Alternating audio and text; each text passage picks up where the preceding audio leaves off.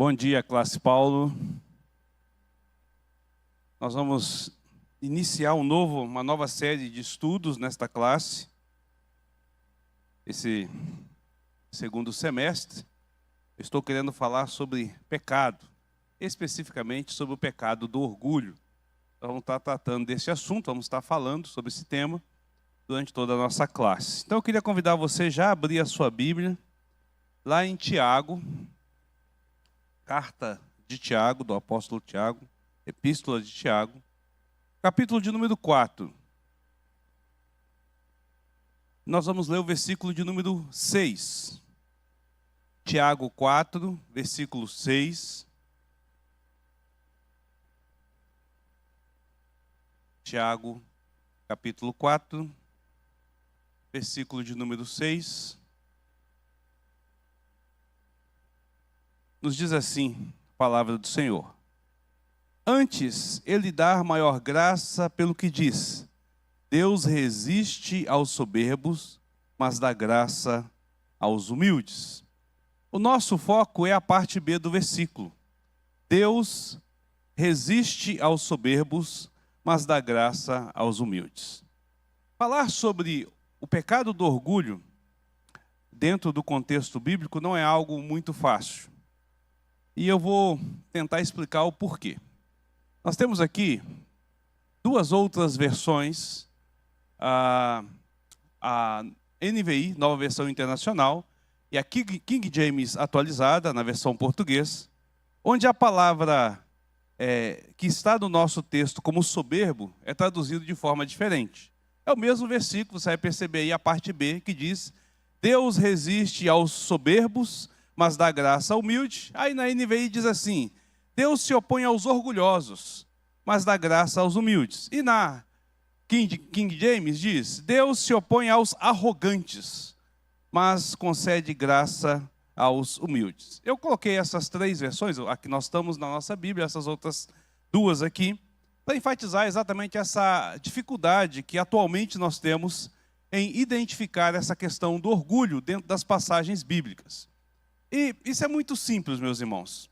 É porque aqui neste caso específico do Novo Testamento, aqui também em 1 Pedro 5,5, que repete esse versículo, nós encontramos uma única palavra que é traduzida por vários vocábulos diferentes, que é hiperfanos. Hiperfanos significa literalmente excesso de brilho. Essa palavra no grego ela significa excesso de brilho. E aqui então, a ideia que traz por trás é jactância, altivez, soberba, arrogância ou orgulho. E cada tradutor vai usar, conforme ele entende esta palavra, dentro do contexto e colocar ali. Porém, todos os tradutores, ele tem essa palavra como sinônimo para orgulho. Tá? Então, mesmo soberba é orgulho, arrogância é orgulho, jactância é orgulho, altivez é orgulho. Em qualquer versão que você vai usar, a intenção dele é ressaltar a ideia de orgulho. E você vai encontrar isso em diversos textos bíblicos. Em diversos textos do Novo Testamento, você vai encontrar essa palavra sendo usada e outras palavras que pertencem ao campo semântico, né, dessa palavra, que vai estar sendo traduzido dentro desse contexto. Mas não é só isso aqui. Se você observar na sua Bíblia, aí, se você está com a Bíblia, a revista e atualizada, você vai ver que no versículo de número 6, do capítulo 4, ele vai fazer referência a um outro texto, que lá em Provérbios, no capítulo 3, versículo de número 34. Tanto aqui, neste texto, como em 1 Pedro, que usa a mesma versão que usa, Pedro e Tiago usam a mesma versão, citam o mesmo texto, a mesma passagem, você vai encontrar uma referência diferente em relação ao que é. Hiperfanos, que é a palavra usada para brilho altivo ou brilho excessivo, né, excesso de brilho, do grego, vai traduzir uma palavra hebraica chamada lutz, que na nossa versão é traduzida por escarnecedor. Por escarnecedor. Abre lá, Provérbios 3:34.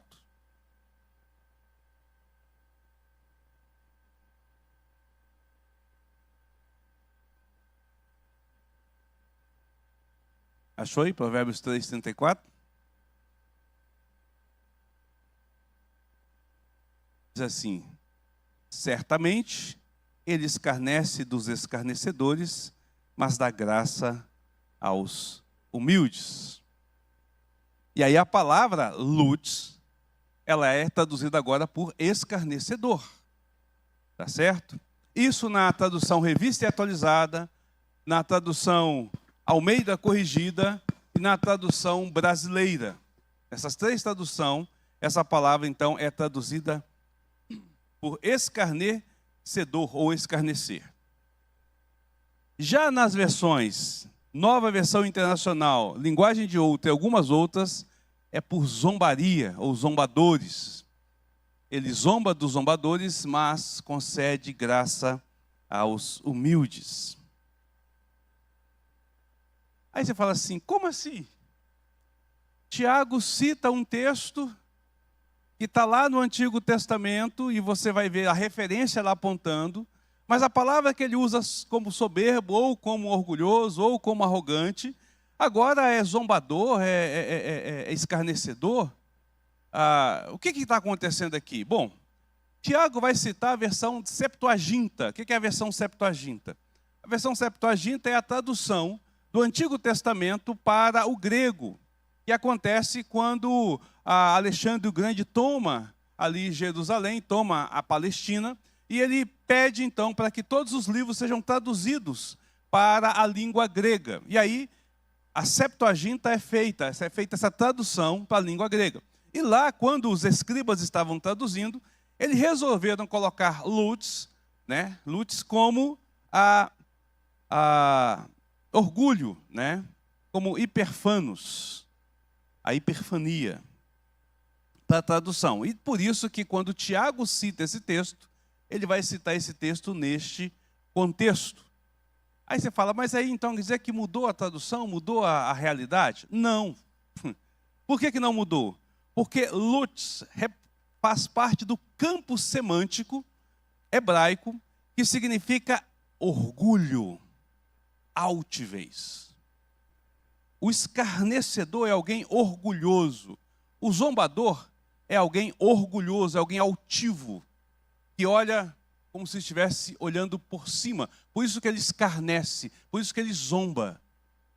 Não é um cara que faz piada ou faz gracejo.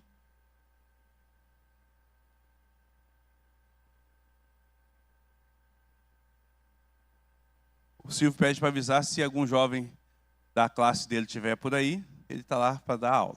Alguém chegar aí para lembrar o pessoal. Então, a ideia é justamente essa. O escárnio, o escarnecedor, o zombador é aquele que é altivo, que olha por cima.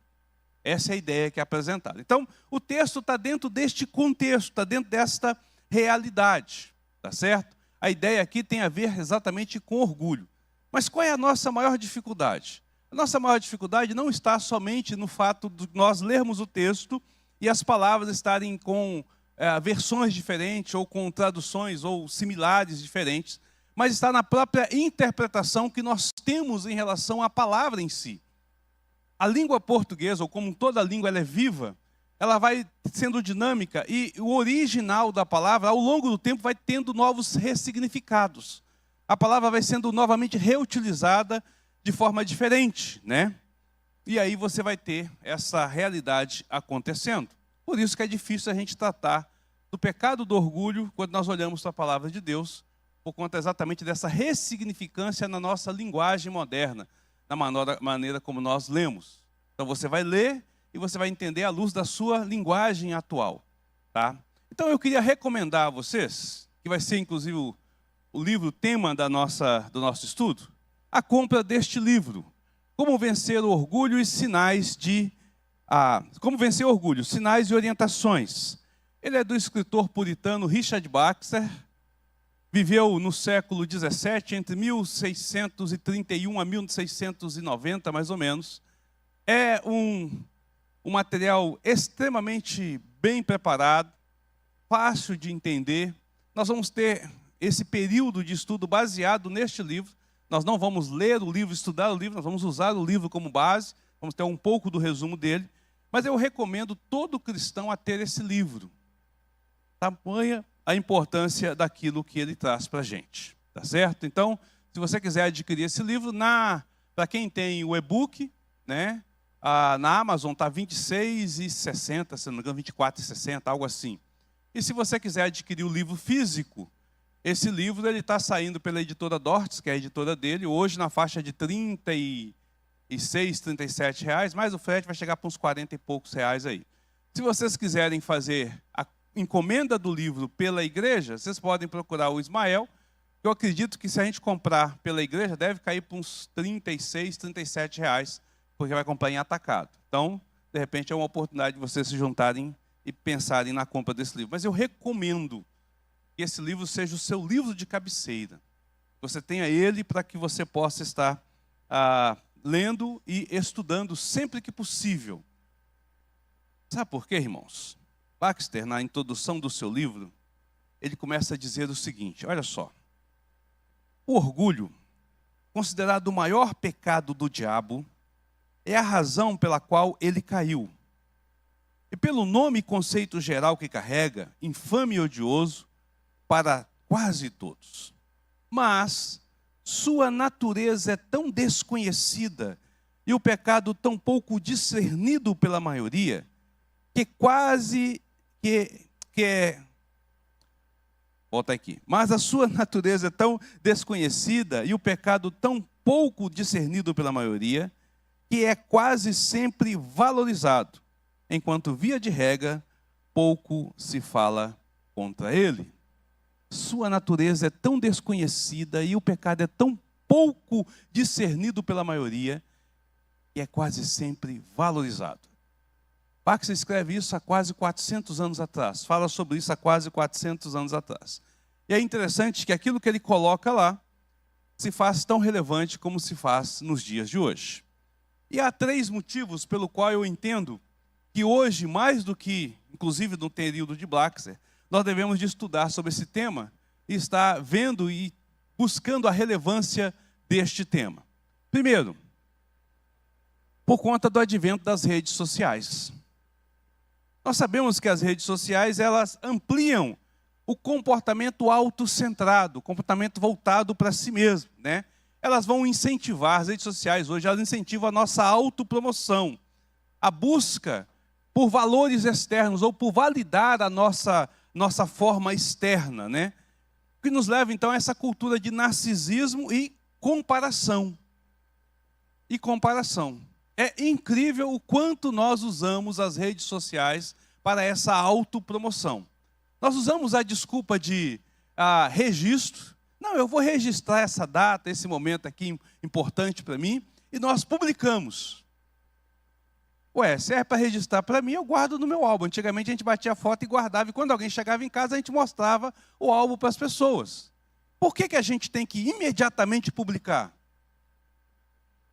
Qual a necessidade de, rapidamente, todo mundo ficar sabendo o que nós estamos fazendo? Onde nós estamos indo? Qual roupa nós estamos usando? Qual carro nós compramos? Qual viagem nós fizemos? Qual a intenção disso? A ideia é justamente essa autopromoção. Mostrar para as pessoas que nós estamos causando, que nós estamos fazendo. Ninguém usa a rede social para falar dos seus dilemas, das suas dificuldades, dos seus problemas. Ninguém usa para desabafar, com exceção daqueles que estão desesperados a ponto da morte. Mas a maioria de nós esconde tudo o que nós temos de dificuldade e expressamos um mundo maravilhoso e belo. Uma autopromoção centrada em nós mesmos. Vivemos isso de forma tranquila, normal, como se isso fosse a coisa mais comum do mundo. Então, o advento das redes sociais implica nesse comportamento autocentrado, o que nos faz pensar exatamente sobre a importância de entender sobre o pecado de orgulho e aprender a lidar com ele. Segundo, a cultura do sucesso que nós vivemos. Essa cultura individualista, que dá alto valor ao indivíduo, onde nós temos que ser as pessoas de sucesso, de cabeça, né? Essa obsessão pela conquista pessoal. Eu sou, eu consegui, eu conquistei, eu fiz, eu isso, eu aquilo.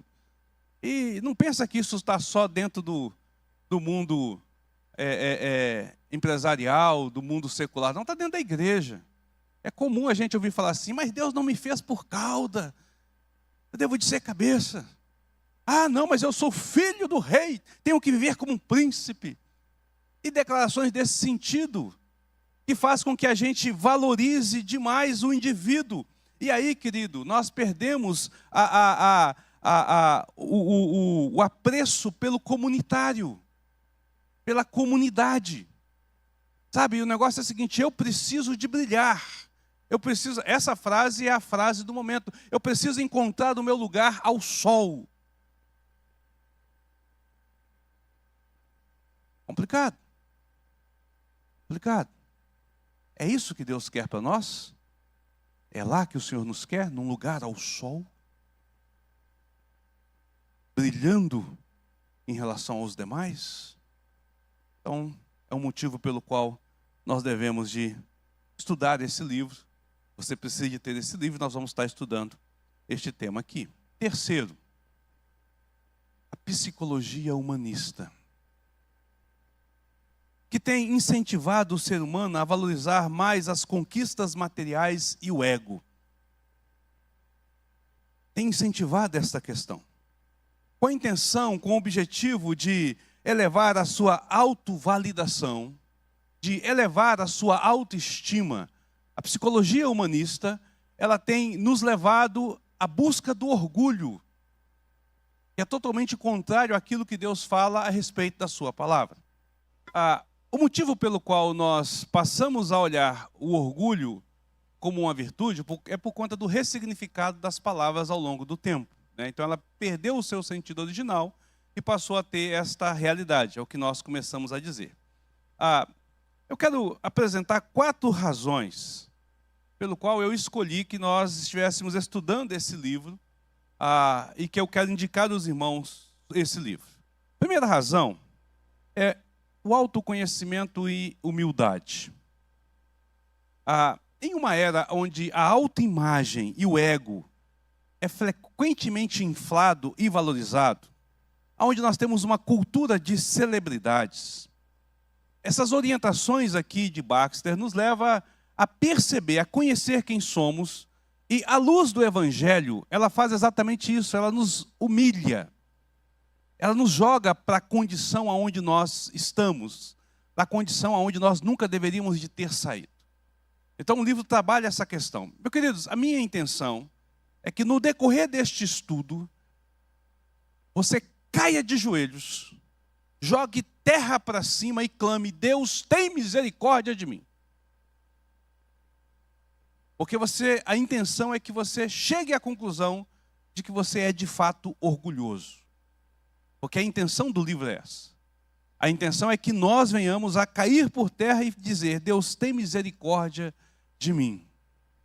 Não há como eu me ver de outra forma a não ser dentro dessa condição, principalmente dentro da realidade. E aí, dentro desse autoconhecimento, buscando então a verdadeira humildade, nós nos redirecionarmos em direção ao Senhor, que é algo tão precioso e tão importante para cada um de nós. Segundo motivo pelo qual eu entendo que esse estudo é importante, por conta da nossa saúde mental e emocional. Não há nada na nossa vida que não tenha a ver com o pecado. Tudo que nós vivemos neste mundo está envolto em pecado. E a nossa saúde emocional, a nossa saúde mental também está envolta neste meio. E na teologia, como eu disse, na teologia reformada, o orgulho é a base de todos os pecados que se elevam, todos que se levantam. E nós temos tratado muito da nossa saúde mental e da nossa saúde emocional como coisas físicas, o que não é verdade. A nossa psique não é algo material, é imaterial. é imaterial. Não tem a ver com sinapses cerebrais. Não tem a ver com algo que você pode simplesmente marcar ou demarcar de forma física.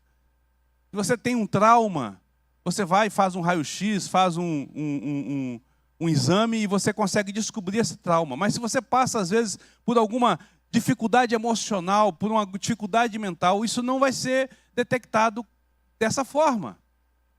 Tem muito a ver, então, com a nossa vida e tem muito a ver com a forma como nós lidamos com o mundo. Tá certo? Como eu disse, eu não estou dizendo que a psicologia ou a psiquiatria não tenha relevância. Tem sim. Mas nós estamos banalizando as coisas. Por conta desse materialismo que nós estamos trazendo para essas questões, nós estamos deixando de olhar para aquilo que é importante. Há uma barreira muito grande dentro da questão hoje entre o aconselhamento bíblico e a psicologia. Há uma barreira muito grande porque a psicologia não aceita algumas demandas do aconselhamento bíblico e algumas coisas do questionamento bíblico. O aconselhamento bíblico questiona dentro da psicologia. Mas com isso quem perde é a igreja. Porque ela às vezes não sabe lidar com algumas coisas. Por exemplo, uma pessoa que está com uma crise de ansiedade, que está lidando com uma crise de ansiedade, ela pode descobrir que a sua crise de ansiedade está pelo fato do orgulho dela de não querer perdoar alguém. Então, ela pode tratar com um monte de remédio essa crise, ela pode tratar de forma natural essa crise, mas ela nunca se livrará até que então ela aprenda que o orgulho dela a impede de conceder o perdão. Percebe? Uma pessoa pode estar vivendo uma depressão por conta de um pecado que ela cometeu e que está enraizado em seu coração, guardado, e ela nunca abriu espaço para isso. E no gabinete e num consultório psiquiátrico ela não irá aprender sobre isso. Então, dentro desse contexto da nossa saúde emocional, da nossa saúde mental, é importante a gente entender sobre a base em relação a essa questão. É importante. Queridos, nós vivemos uma geração emocionalmente doente. O número excessivo de pessoas com diagnósticos de doenças mentais e emocionais é incrível. Nunca na história de toda a humanidade se viu tanto. Aí você vai dizer assim, não, mas é porque houve novas descobertas. Não. É porque nós estamos tratando, às vezes, pecado como doença. E pecado precisa ser tratado como pecado e limpado para que a doença, então, seja removida. Então, entender sobre orgulho nos faz compreender sobre nós mesmos. E o livro nos oferece, então, ferramentas para esse bem-estar emocional e relacional. Tá certo? Terceiro, ética e liderança.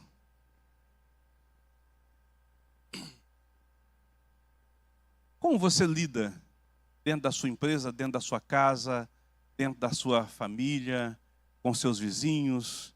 Como é que você lida com as coisas, com seus subordinados ou com seus superiores, né? Você realmente entende o que é humildade para lidar com tudo isso? Como você deve se prestar ou se envolver com todas essas questões? Como evitar a arrogância? Como tomar decisões mais equilibradas? Como aprender a ouvir? Né? Você está pronto para poder lidar com tudo isso? Então, entendendo que você é uma pessoa orgulhosa, entendendo o grau do seu orgulho e como ele afeta você, poderá te ajudar a ser mais humilde, inclusive para ouvir ou até para falar, na hora em que você for tratar com essas questões, dentro de liderança e dentro da questão ética de um modo geral, certo? E, finalmente, pela nossa espiritualidade e pela nossa religião. Como cristãos, esse livro, então, nos oferece essa oportunidade de entender o orgulho como, de fato, ele é, dentro de um contexto do pecado, o que afeta a nossa vida espiritual de forma grande. Grande. Você virá perceber, no decorrer desse estudo, que não há pecado mais odioso diante de Deus do que o pecado do orgulho. E você vai compreender por que é tão odioso por parte do Senhor. Aliás, aqui, quando nós lemos em Tiago, né? Ele diz assim: Deus resiste aos soberbos, ou resiste aos orgulhosos. A ideia é Deus se põe como barreira, impedindo o avanço. Essa é a ideia que é colocada. Deus não aceita em sua presença orgulhosos. Deus não aceita em sua presença pessoas arrogantes. Deus não se relaciona com orgulhosos. E essa é a grande questão. Então, o quanto o meu relacionamento com Deus é sincero e é verdadeiro diante daquilo que eu sou como orgulhoso diante do Senhor. Às vezes nós achamos que estamos bem com o Senhor e talvez não estejamos tão bem assim. Ou talvez nós vamos achar que não estamos bem e de fato nós estamos até melhor do que imaginávamos, olhando e observando a partir desse contexto, tá certo? Baxter escreve esse livro e esse livro não é para não crentes. Ele não é um estudo em que você vai aplicar dentro da sua empresa, dentro do seu negócio, ou que você vai aplicar a alguém lá fora. Pessoas que não nasceram de novo não irão compreender a importância disso. Por isso que eu estou trazendo para a Escola Bíblica Dominical, para a classe Paulo, que na lógica deveria ser a classe dos membros da igreja, né? Dos membros adultos da igreja. Mas a ideia aqui é que você possa fazer uma autoavaliação à luz do Evangelho, porque somente através do poder do Espírito Santo você será capaz de avaliar a sua vida. E dentro então desta avaliação, deste conhecimento, dessa busca interna, você então poderá encontrar o caminho para direcionar a sua vida. Tá certo? Para que você possa então caminhar como um cristão verdadeiro. A intenção é que você tenha esse posicionamento. Então, a nossa intenção, a minha oração, ao fazer esse estudo, é que você possa, de fato, cair de joelho, jogar terra sobre sua cabeça e dizer: miserável homem que sou, quem me livrará do corpo desta morte? Para que você, então, possa, logo em seguida, dizer: graças ao nosso Senhor Jesus Cristo, a qual morreu por mim e me livrou das garras dessa morte. Essa é a nossa intenção. É levar você a fazer essa avaliação de forma direta sobre a sua vida. Nós perceberemos o quão terrível, então, é esta realidade. Pergunta ou comentário? Alguém?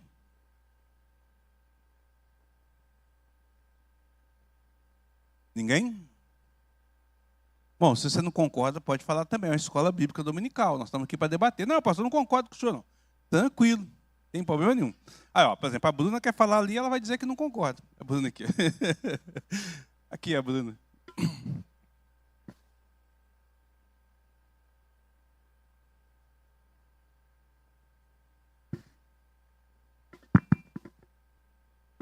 Bom dia. Quando o senhor diz, por exemplo, a respeito da saúde mental e emocional, que é raiz de pecado, né?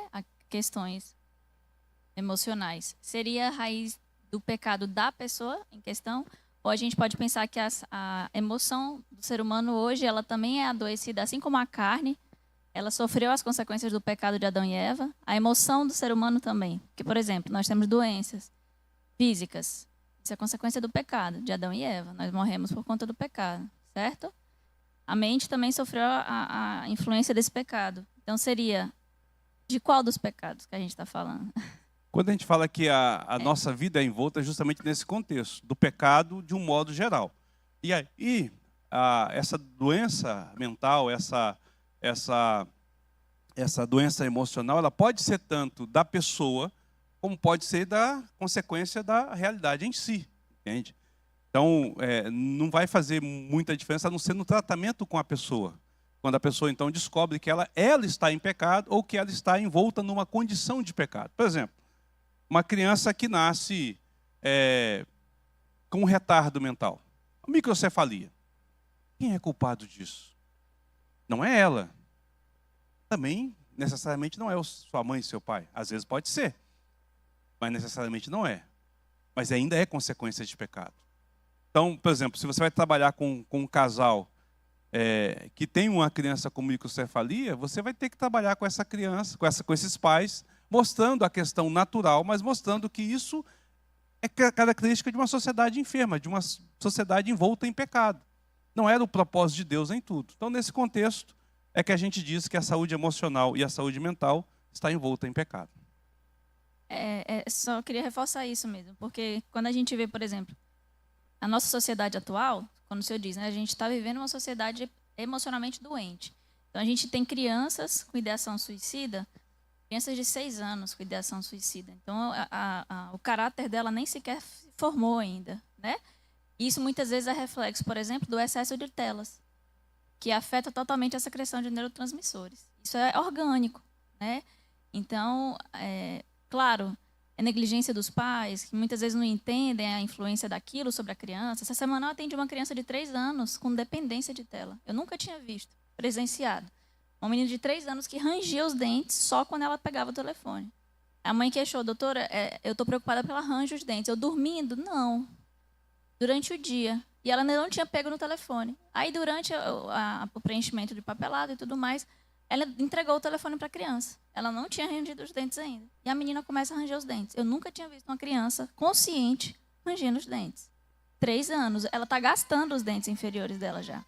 Então, assim, ela não tem noção alguma, a criança, não tem noção alguma da influência daquilo sobre a vida dela. Mas ela já está em adoecimento. É uma criança extremamente hiperativa, não fala, tem atraso de desenvolvimento por excesso de tela. Então, é importante porque, às vezes, quando a gente fala, principalmente na igreja, né, como o senhor falou, muitas vezes a gente não sabe lidar com aquilo. Então, acho importante a gente abordar isso, porque, senão, daqui uns dias, essas crianças vão ser culpadas, né? Ou então vão receber a carga de, você está doente porque você está em pecado. E muitas vezes não tem esse esclarecimento, né? Aí elas podem procurar, meu Deus, onde foi que eu errei, tadinha? E não encontra, enfim, vira esse ciclo. Não, ótimo. E legal essa colocação sua aí, porque a gente tem falado sobre isso, né? Inclusive, a última lição foi trabalhado junto com o Dr. Helder, exatamente trabalhando sobre essa questão da influência das telas. E esse tem sido um dos grandes problemas, né? Só abrindo um parêntese no que você falou. De quem é a culpa? A culpa é da sociedade, a culpa é da mãe e do pai. E, querendo ou não, a culpa é da criança, não por consciência, mas por ser pecador e desejar o pecado. Então, olha como é que a coisa é complexa para poder lidar com ela. Claro que numa criança de 3 anos, você não vai trabalhar a culpa do pecado dela, mas vai ter que trabalhar o pai e a mãe e entender que ela vai precisar de passar por um período de abstinência para poder se livrar daquilo ali, né? E talvez, ela nunca mais se recupere. É como uma pessoa adicta, né? Ou seja, se botar a mão na tela, vai desencadear a dependência. Pastor, não sei se é uma pergunta, mas uma vez no trabalho foi feita uma dinâmica sobre essa questão de humildade. E a coach lá, ela pediu assim, quem se acha humilde, levanta. Aí algumas pessoas levantaram, não sei o quê, eu sou muito humilde. E daí ela falou assim, a humildade é muito complicado, porque a partir do momento que você acha que você tem, você já não tem. Né? E aí, mais ou menos, a pergunta seria assim, como que a gente vai lidar enquanto, né, cristão, que a gente está buscando a humildade, mas, ao mesmo tempo, se a gente falar que a gente é humilde, a gente está sendo orgulhoso. Entendeu? Mais ou menos a pergunta. Nós vamos responder isso aí. Nós vamos caminhar nisso aí, nós vamos estar falando sobre isso aí. Pode ficar tranquilo que a gente vai estar colocando essas questões. Mais alguém? Não? Ok. Bom, o primeiro capítulo de Baxter tem como título Definições do Orgulho e da Verdadeira Humildade. Essa é a primeira coisa que ele vai estar abordando, né? Baxter inicia este capítulo, então, dando uma definição do que é orgulho. Então, dentro do contexto do que é orgulho, Baxter vai dizer que o orgulho é uma autoexaltação desordenada ou uma exaltação a nós mesmos acima do estado ou do nível da qual nos foi designado. Veja, o orgulho é uma autoexaltação desordenada. É você se colocar acima daquilo aonde você foi designado, do nível em que você está, tá? E ele pertence ao ramo do egoísmo, do nosso ego, tá certo? Então ele pertence a esse ramo e ele tem tem como seu conteúdo prazer. A intenção do orgulho é nos levar à satisfação, ao prazer. Essa é a ideia que é apresentada, então, por Marx. Então, a primeira coisa que você precisa entender é isso. O orgulho não é você reconhecer quem você é você se colocar acima do que você é. A nossa irmã Raíssa aqui, microfone para a Raíssa, por favor.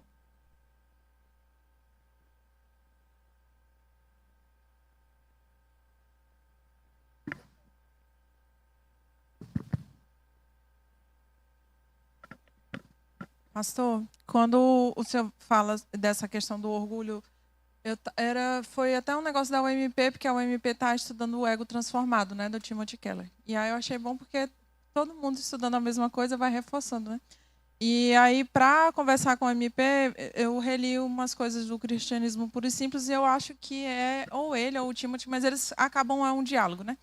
Que ele fala que essa questão do orgulho é a pessoa que pensa muito bem sobre si mesmo, mas também é a pessoa que pensa muito mal de si mesmo. Então, o fato é que a pessoa está pensando o tempo todo sobre ela, para bem ou para mal. Então, quando o senhor falou desordenada, faz muito sentido, porque é essa... Eu estou pensando muito sobre mim, mesmo que seja muito mal. Então, eu sou muito... eu não... O tempo todo não é um... Eu sou o centro, mesmo que seja um centro ruim. Não é essa visão que a gente tem transformada, né, redimida, de eu sou um miserável, mas Cristo morreu por mim. Então, é uma visão corrigida né, da minha deturpação. Mas, porque a gente tem muito... ele é tão humilde, e aí quando vai ver é só uma pessoa que fica... mas é porque eu sou tão coitadinho, um falso modesto.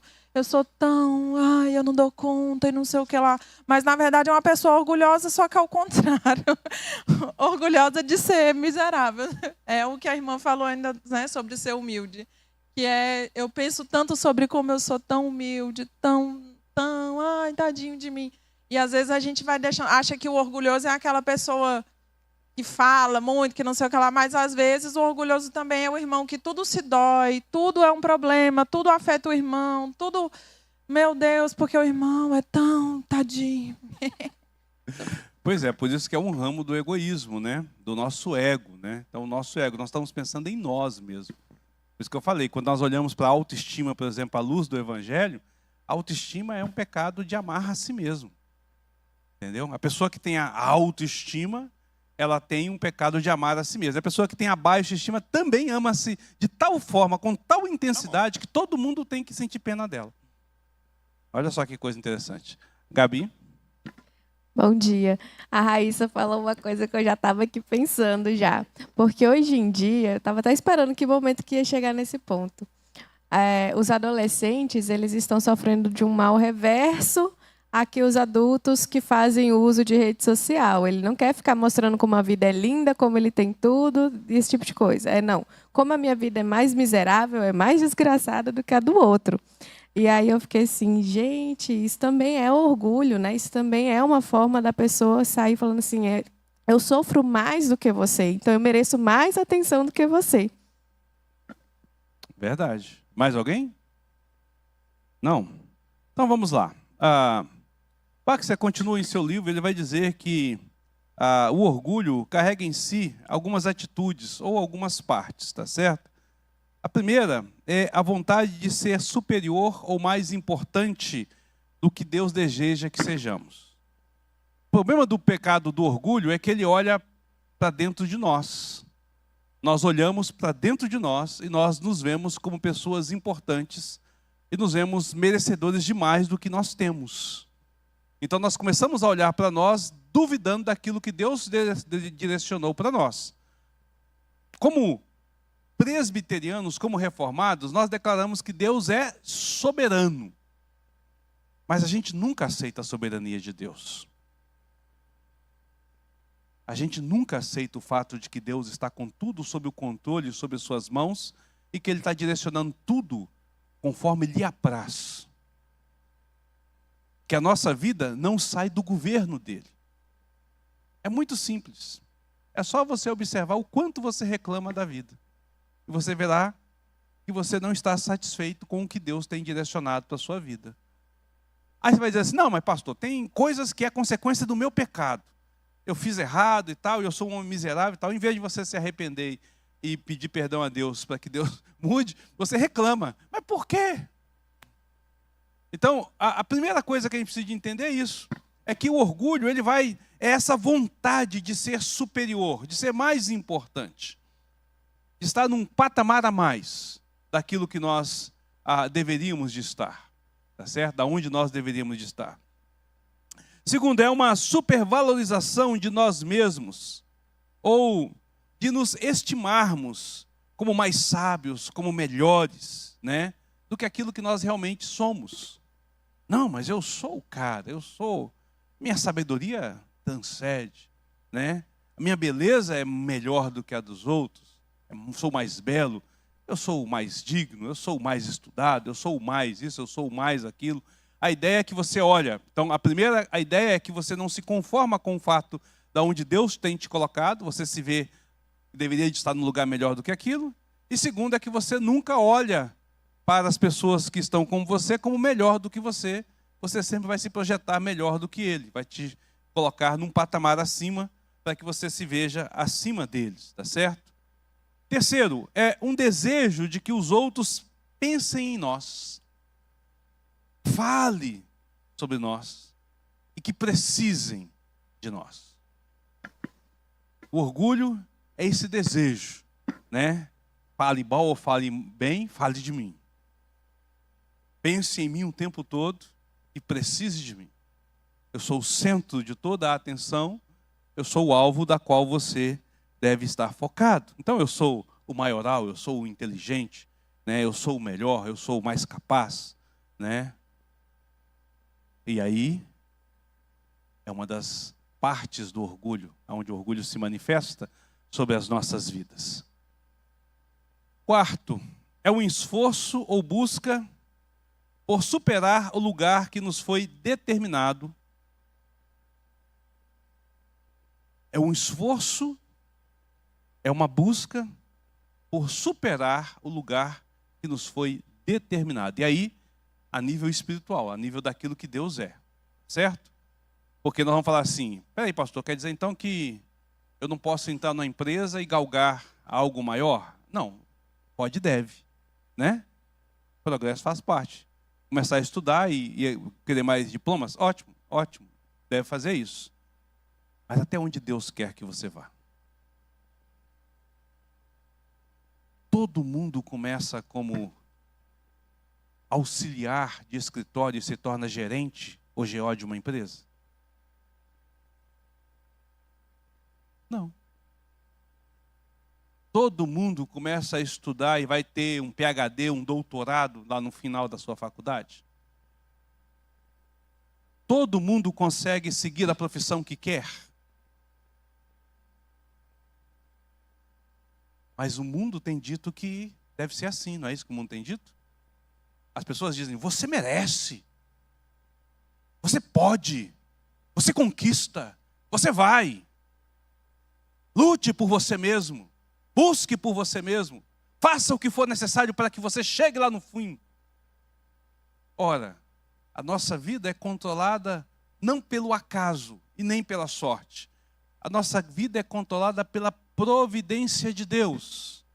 E como Deus provedor que é, como aquele que cuida de nós, Ele tem um lugar para cada um de nós, aonde nós estaremos. Nós não iremos superar isso. E talvez por conta dessa busca, desse ouvir do mundo, a gente vai querer ultrapassar os limites. E aí nós não vamos estar satisfeitos e vamos ter uma busca desenfreada por superações aonde nós nunca iremos superar. Então, o orgulho trabalha em cima desta realidade. E, em quinto lugar, o orgulho é uma ostentação de nossa autoestima. Seja por fala, seja por excessos externos. Nós podemos perceber o orgulho quando nós falamos muito de nós mesmos ou quando nós nos exibimos demais. Isso é um sinal de orgulho sobre as nossas vidas, né? Tem aquela supervalorização, aquela atitude que vai em extremo, que vai em excesso. Pergunta ou comentário?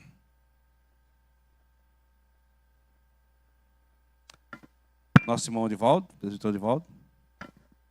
Bom dia, irmãos. Estou aqui pensando que a única coisa que nos iguala, né, por cima é a salvação, né? O caminhar da salvação depende a cada um a cumprir o que está na palavra de Deus. Se você faz conforme está aí, você vai galgando postos, né? E assim a gente vai, né? Rumo à santificação, pedindo a santificação, mas que disser que nós temos, que nos iguala por cima, é a salvação que é dada a todos aqueles que creem em Jesus. É isso? Então eu acredito que o senhor fala aí que alguém quer se mostrar mais, mas não assim, né? Porque essa questão do orgulho é uma questão difícil mesmo de lidar com ela. Então a gente tem que cumprir o que a palavra nos diz e pronto, e deixa Deus agir na vida de cada um, né? Nós temos o nosso compromisso com o Senhor, naquilo que o Senhor disse que é nossa obrigação e nosso dever, né? A qual nós buscamos viver diante deste Senhor absoluto, né? Vivendo a nossa obrigação e o nosso dever. E aí, com a sua graça, Ele nos concede a salvação e com a sua graça Ele nos mantém na sua presença. Nós não temos mérito ou força alguma para qualquer coisa, né? Então nós não somos nivelados por cima, mas nós somos nivelados todos por baixo, né? Porque nós somos miseráveis e dependemos da graça do nosso Senhor. Mas a ideia é exatamente essa. Quando eu digo nivelado por cima, é que a salvação é uma coisa do alto. Do alto. Não, entendi. Não por baixo, entendeu? Eu entendi o que você disse. Eu coloquei só para que o pessoal, de repente, pudesse não entender dessa forma, né? Cada um desses traços que eu disse aqui, dessas características, né, é um ato de orgulho. Sendo que os 3 primeiros têm a ver com atitudes internas. E os 2 últimos têm a ver com as externas. Então, a vontade de ser superior, supervalorização de si mesmo e desejo de que os outros pensem sobre nós, falem sobre nós e dependam de nós, precisem de nós, são atitudes internas, que elas não serão vistas pelas pessoas lá fora, mas que você sabe que você a tem. Não poderá ser percebida pelo mundo lá fora. Você pode camuflar isso muito bem, mas o seu interior vai demonstrar isso, né? Vai demonstrar esta realidade. Já as outras 2 são externas, né? Que é um esforço de superar, né, o seu lugar determinado e uma ostentação.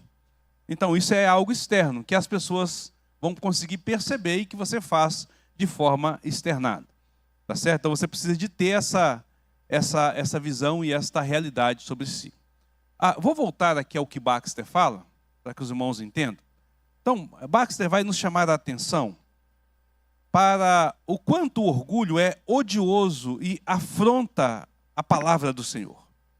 Ele observa que o orgulho, que o amor a Deus e ao próximo são deveres abrangentes dos 10 mandamentos, que é melhor expresso no primeiro e no último mandamento. Então, os 10 mandamentos, eles expressam de forma abrangente o amor a Deus, tá certo? E o amor ao próximo. E o primeiro e o último mandamento, eles têm isso mais definido, de forma mais clara. Abra sua Bíblia lá em Êxodo, capítulo de número 20.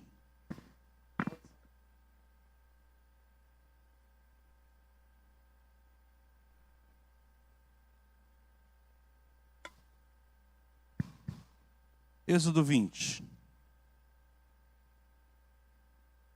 Versículo de número 3, é o primeiro mandamento. O que diz o primeiro mandamento? Vamos lá, todos juntos? Não. Esse é o primeiro mandamento. Não terá outros deuses diante de mim. Então o nosso amor deve ser diretamente voltado para o Senhor nosso Deus, tá certo? Ele deve ser todo voltado para Ele. O último mandamento é o versículo de número 17. Vamos lá, todos juntos fazer essa leitura? Não.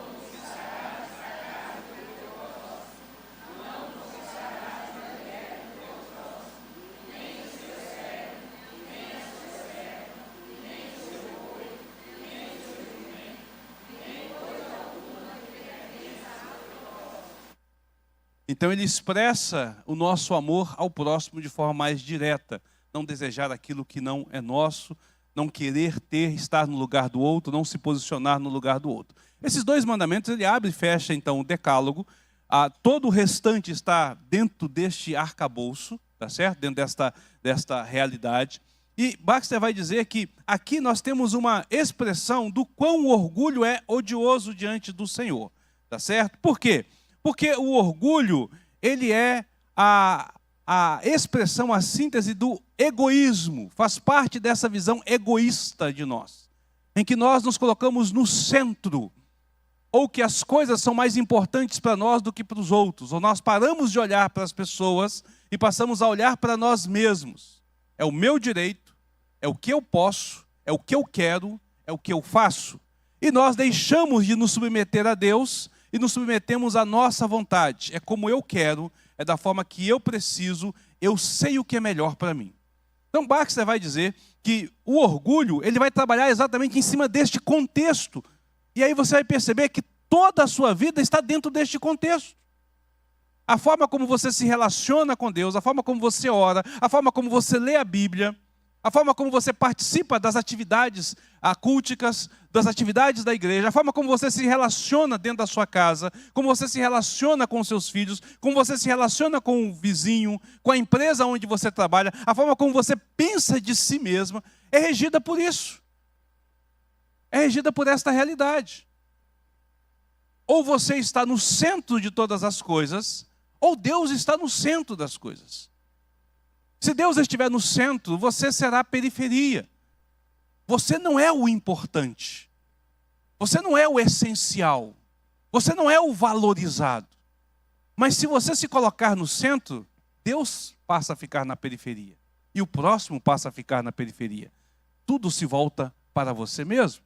Então o orgulho, ele vai trabalhar em cima deste contexto, desta realidade, né? Baxter vai dizer que o egoísmo e o orgulho, sendo parte principal um do outro, são pecados opostos, proibidos principalmente no 1º e no 5º mandamento em relação ao amor. Eles são contrários ao amor. É impossível que o orgulho ame. Ele não irá amar. Para amar é preciso então quebrar o orgulho. Só há uma forma do amor verdadeiro existir, é quando não há orgulho. E aí, queridos, é um problema sério. Porque nós olhamos para nós mesmos, e eu não sei de você, mas lendo isso aqui, eu me vi desse jeito. Eu me vejo orgulhoso. Essas características que eu olhava assim, cara, eu tenho todas elas. Todas elas estão em mim. Eu digo, como é que então eu posso amar a Deus? E como é que eu posso amar a minha esposa e posso amar os meus filhos? Se sou tão orgulhoso. Significa que eu não amo. Não como verdadeiramente deveria de amar.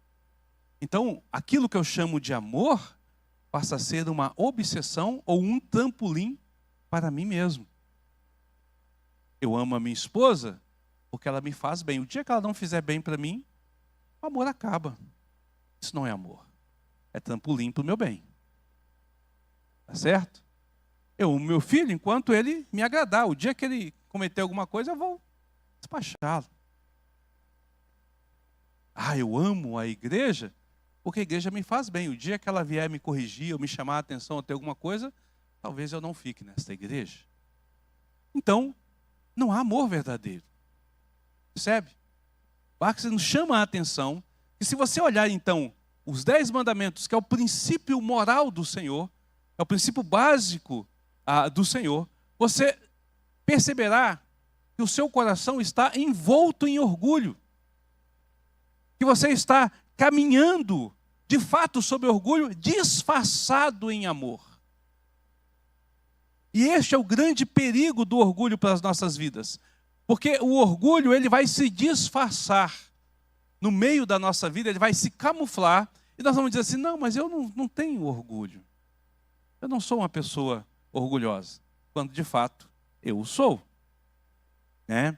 Segundo Baxter, o pecado do orgulho afronta a Deus diretamente, pois é uma traição. Não terás outros deuses. E de repente você se tornou Deus no seu lugar. Lembra de Adão e Eva? Quando a serpente chega lá, quando Satanás disfarçado chega lá, qual foi a proposta? Sereis igual? Deus estará no lugar de Deus. Estará em comparação a Deus. Não precisará tornar-se-á independente do Senhor. É uma afronta contra o Senhor, uma traição contra aquele que nos criou. E é também uma idolatria, ou uma egolatria. Uma idolatria de nós mesmos. Tá certo? Então é importante a gente observar. Todos aqueles que se deixam levar pelo orgulho estão cometendo então o pecado de traição e de idolatria, e por esse motivo que o Senhor fala tão pesadamente contra os soberbos, os arrogantes, os jactanciosos, os zombadores, os escarnecedores, os altivos, enfim, os orgulhosos. Por isso que ele fala tão pesadamente. Se você fizer uma investigação minuciosa destes termos na Bíblia, jactancioso, zombador, escarnecedor, altivo, orgulhoso, soberbo, arrogante, você verá o quanto Deus abomina isso. Pega uma chave bíblica, pega esses termos, marca na sua Bíblia e leia para você ver o quanto Deus abomina isso. E tudo isso está ligado ao pecado do orgulho. Pergunta, comentário. Alguém?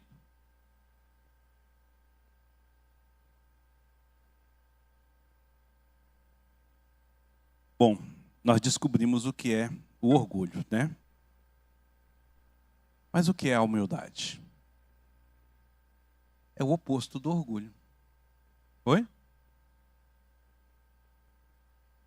Agora é o André que tem que resolver aquilo ali. Deu um erro lá na projeção, ó, dividiu a tela. Eu vou chamar o André? Problemas. A humildade é o oposto do orgulho. Enquanto que o orgulho é você se colocar acima daquilo que você é, você se olhar acima do que você é, você não aceitar aquilo que você é. O orgulho, a humildade é você se colocar na posição que você deve estar. E aí tem um negócio interessante. Porque o orgulho não é você se inferiorizar, se colocar abaixo do que você é. Porque colocar-se abaixo do que você é também é orgulho.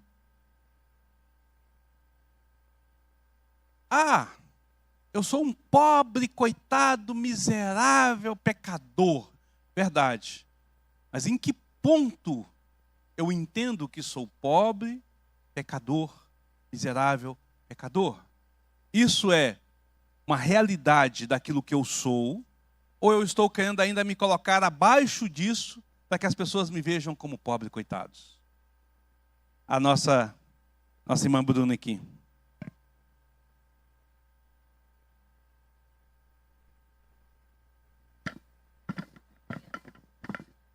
Eu aprendi isso durante a IBD, quando eu estava em Belém. E aí achei muito interessante porque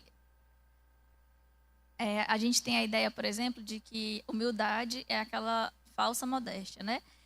E sempre que eu lia quando Jesus se pronunciava, eu sou manso e humilde, ou então quando ele dizia, eu sou o pão da vida, aí eu ficava assim, gente, mas Jesus se chamando para si, né? Tipo, se vangloriando por ser, eu sou manso e humilde, não parece muito humilde. Só que Jesus não pecou.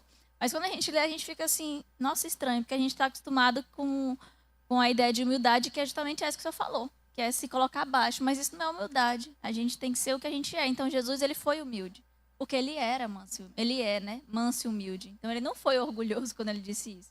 Então ele não estava mentindo. Mas o oposto também é orgulho. Exatamente. E é interessante isso.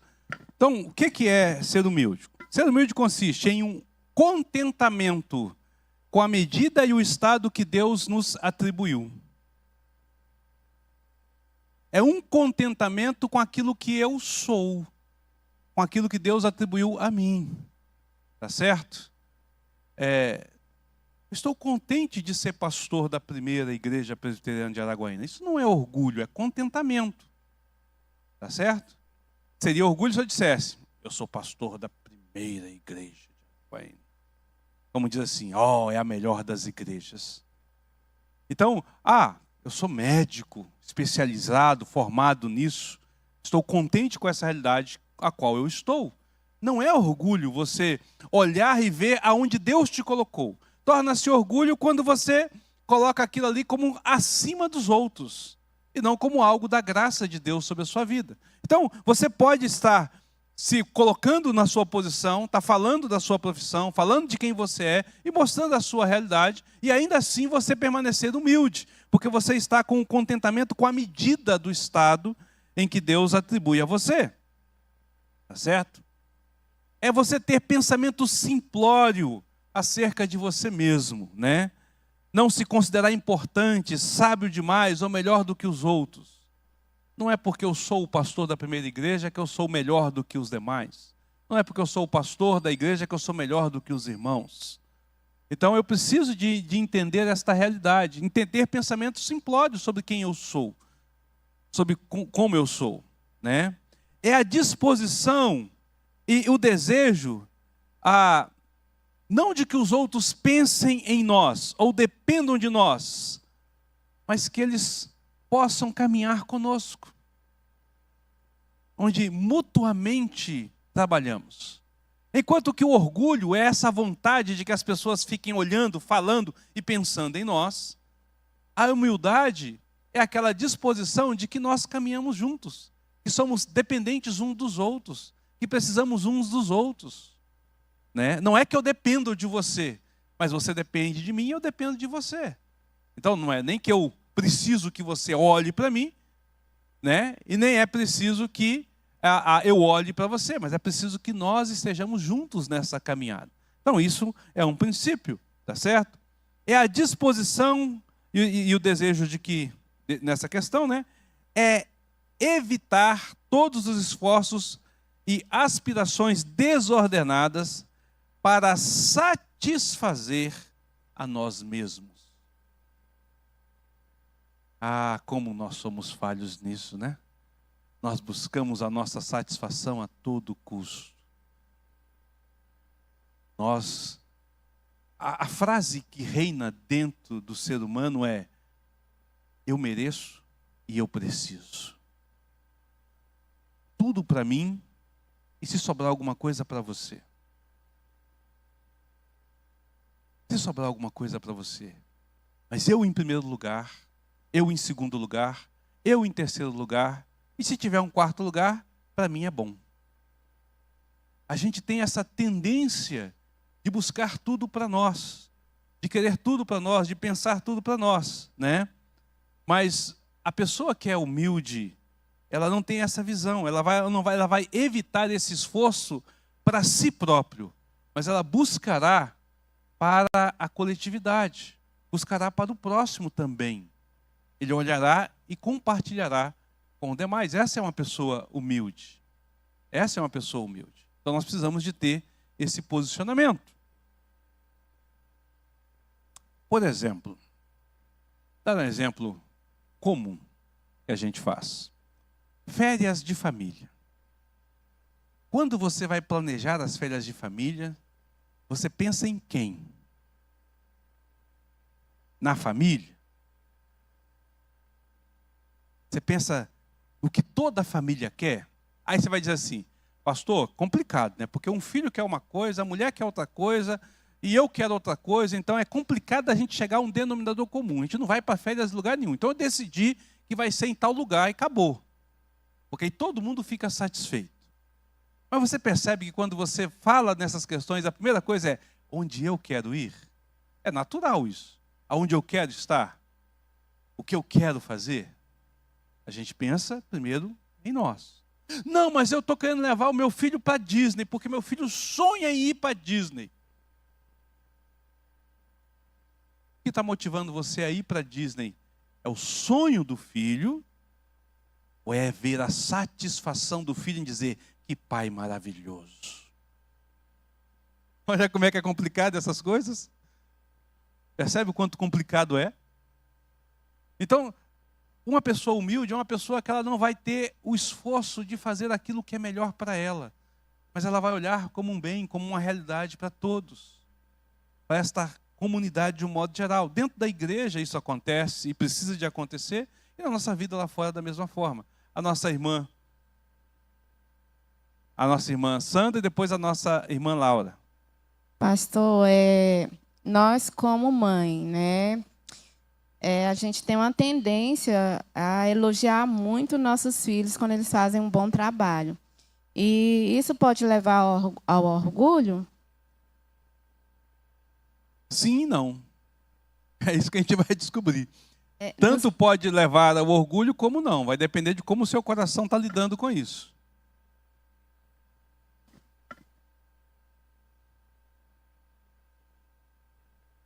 Aqui em Provérbios 27, 21, fala assim, né? Como o crisol prova a prata e o forno o ouro, assim o homem é provado pelos louvores que recebe. Tem uma outra versão que fala em elogio.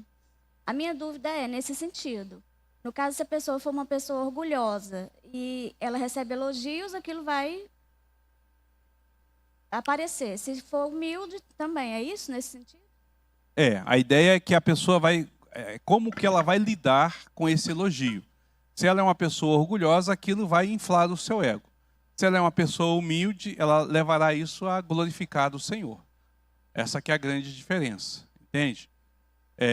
Quando alguém chega e te elogia, qual é o primeiro pensamento que você tem sobre você? Eu sou o cara. Mereço. Ou, poxa, apesar de quem eu sou, louvado seja o Senhor. Toda a glória a Ele. O nosso irmão Reis aqui.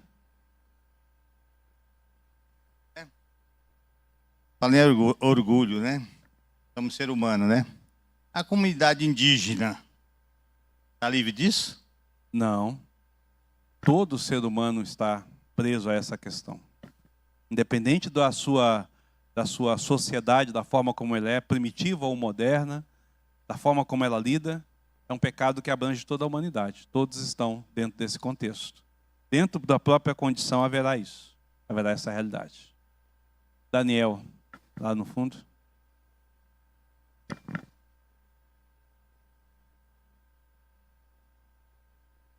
Bom dia. Essa questão do orgulho, assim, ela é muito complicada pelas razões que o senhor já colocou, né, mas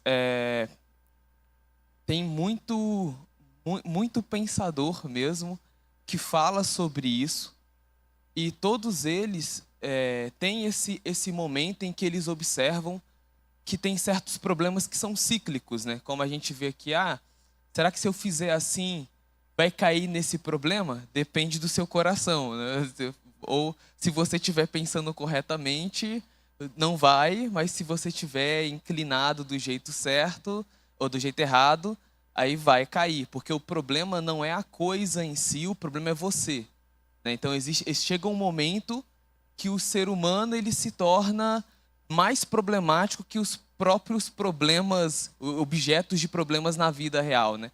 É igual o assassino é mais problemático que o assassinato. Seria essa a ideia, né? Isso é bastante abordado. E o que acontece? Aí vem a minha pergunta, eu vou ter que construir um pouquinho aqui para poder fazer ela. Mas é porque assim,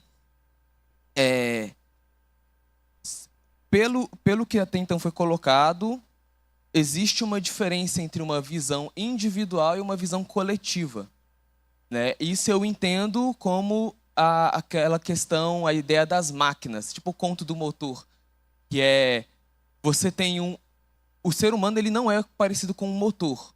Eu vou ver se estou entendendo certo. Se o ser humano fosse parecido com um motor, ele seria criado com uma função X e pronta, e ele não é reativo, ele é operacional. Certo? Como seria isso? Talvez esteja ficando complicado, né? É que um motor, ele não reage aos problemas, certo? Eu tenho uma engrenagem que ela tem essa função e ela faz aquilo. Ponto final. Então, se a engrenagem der problema, o motor vai parar. Ele não vai continuar, ele não vai se reinventar ou reagir ao problema. Ele vai parar. Porque ou se aquilo é verdadeiro, acontece. Se não for verdadeiro, não acontece. Ponto final. Então ele é operacional. É tipo um robô nesse sentido, né? E o ser humano, ele é reativo, ele não é operacional. Você não pensa assim, se estiverem falando a verdade para mim, eu vou ficar feliz. Se estiverem mentindo, eu vou ficar triste. Não, você descobre que estão mentindo e de repente você fica triste, né? Então você é reativo.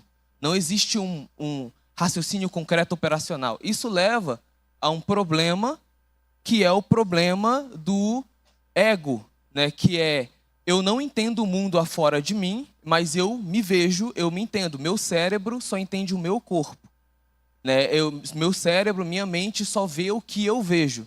Então eu interpreto o mundo aos meus olhos, conforme os meus sentimentos, conforme as minhas razões. Isso vai me levar a ser orgulhoso de um jeito ou de outro, certo? Quando fala assim, a humildade é o oposto do orgulho, o que você está falando é basicamente assim, uma pessoa que aprendeu a olhar fora de si mesmo, por uma ótica que não tem nada a ver com o que ela sente, com o que ela vê, com o que ela fala, com o que ela vivenciou. Por exemplo, vamos pegar a opinião política, né? Não vou entrar em detalhes, mas geralmente a opinião política vem de experiência de vida. Eu vi alguém que fez isso, eu li um livro assim, por isso eu acredito nisso. Ponto final. Isso é experiência de vida. Eu não pesquisei fora da minha experiência, eu estou limitado à minha experiência. Então, nesse sentido, é possível ser humilde? Essa que é a ideia. Você enrolou. Deu uma volta tentando formular a pergunta lá, mas vamos ver se eu entendi a sua pergunta. A pergunta que eu entendi foi a seguinte. O ego é aquilo que eu penso de mim mesmo, que eu olho para mim mesmo, da experiência que eu vivi. O ego leva ao orgulho, tá certo? O oposto disso é a humildade, ou seja, não é eu pensar de mim mesmo, não é usar a minha experiência, não é usar a minha capacidade. Ok, faz parte disso. A grande questão é, para quem eu olho, então, para que eu seja humilde? Então, não é olhar para a comunidade, não é olhar para o meu próximo, mas é olhar para Deus. O que me faz humilde é a visão que eu tenho de Deus. É como eu vejo Deus e como eu encaro Deus e entendo a soberania de Deus sobre a minha vida. É isso que vai me fazer humilde, tá certo? Então, assim, a minha reação ao mundo lá fora é devido à minha experiência particular ou é devido à minha experiência com o Senhor. Ela vai me levar à verdadeira humildade ou a uma vida de orgulho. Orgulho significa estar em oposição a Deus, sendo que humilde é estar submisso a Deus. Inclusive, uma coisa interessante, a palavra na Bíblia para humilde é aquele que tem a cabeça sobre os pés de alguém. Então, humilde é aquela pessoa que deitou a cabeça no chão e o outro pôs o pé por cima. O soberano pôs o pé por cima. Tá certo? Você não está livre, você está ali agora debaixo da sua autoridade. Você se humilhou ao chão. Essa é a ideia. A gente usa porque humilde e humilhação são diferentes. Não, biblicamente falando, a pessoa humilde é a pessoa humilhada. Só que não diante dos homens, diante de Deus. É aquela pessoa que se submete a Deus. Deus colocou a cabeça colocou os seus pés sobre a nossa cabeça. Eu estou no chão. O meu lugar é ali. Tá certo? E ali então eu vou obedecê-lo. Isso é ser humilde. Pastor, eu só queria tirar uma dúvida. Bom Aham. dia. Essa questão da humildade. Muitas pessoas, inclusive nós crentes, achamos que a maneira de falar manso, andar de cabeça baixa, andar devagar, naquela mansidão toda, ele é uma pessoa extremamente humilde. A maneira que ele se veste, bem simplesinho, que anda, que fala assim, com aquela coisa, sabe? Então, tem muitos que acham que isso é humildade. E eu vejo, pelo que eu já observei, também li, que essa questão de humildade, do orgulho, é uma questão do caráter da pessoa, né, em relação a Deus, da sua submissão a Deus. E aí acaba com essas questões do orgulho, se você for uma pessoa humilde diante de Deus e não diante dos homens. Porque diante dos homens você quer falar manso, você quer... Essas situações que eu coloquei. Nesse sentido, você está sendo mais orgulhoso do que humilde. Nesse sentido. A nossa preocupação é justamente isso. A gente pega estereotipos e definimos esses estereotipos como se fosse uma pessoa humilde e uma pessoa arrogante. Então, na nossa concepção, é justamente o peso que a palavra toma ao longo da da caminhada, né? Então as palavras vão tendo formalidade, vão tendo formações, vão mudando então o seu sentido original.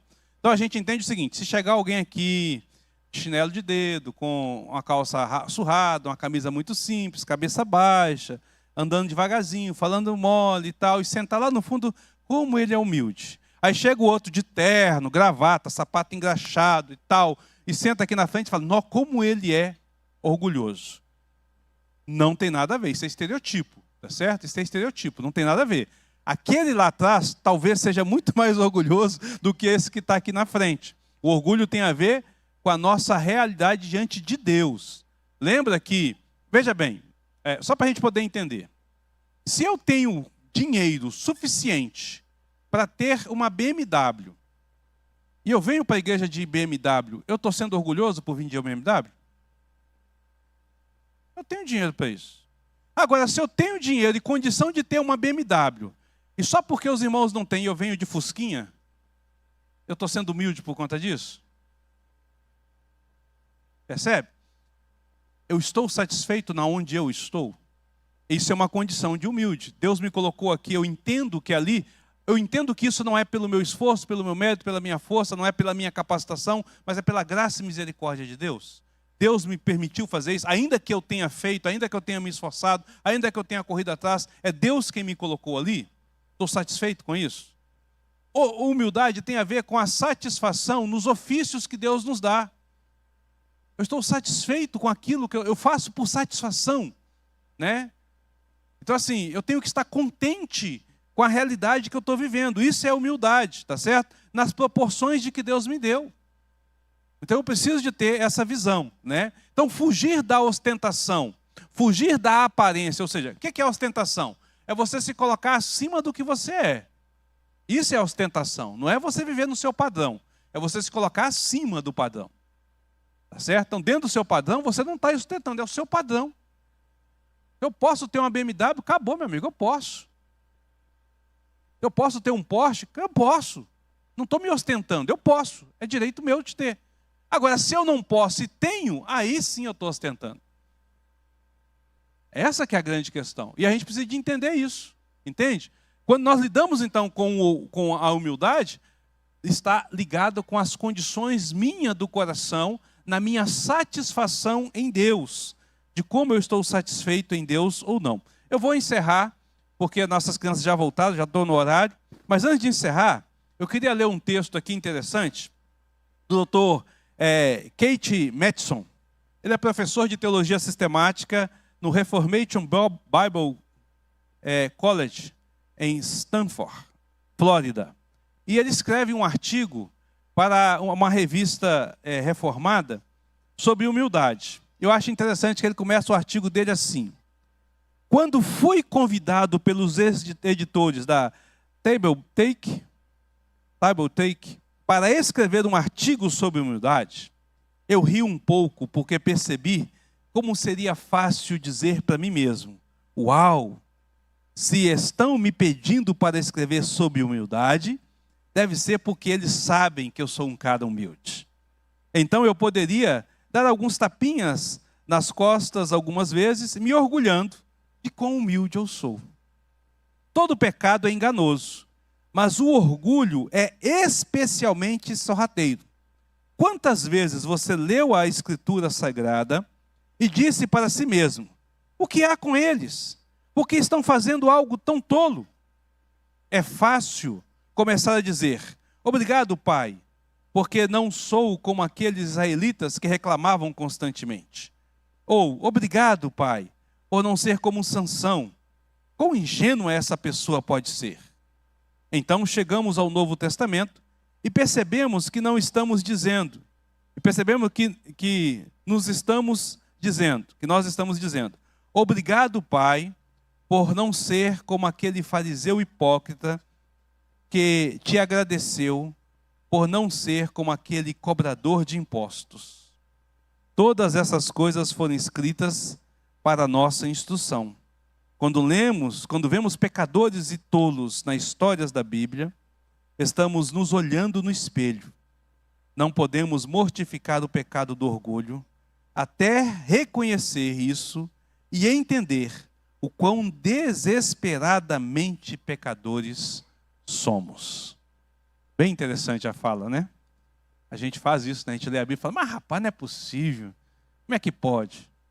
Nós esquecemos o nosso pecado do orgulho, nos achamos demais. Então que Deus possa nos abençoar e nós retornamos depois para dar continuidade ao estudo sobre esse tema.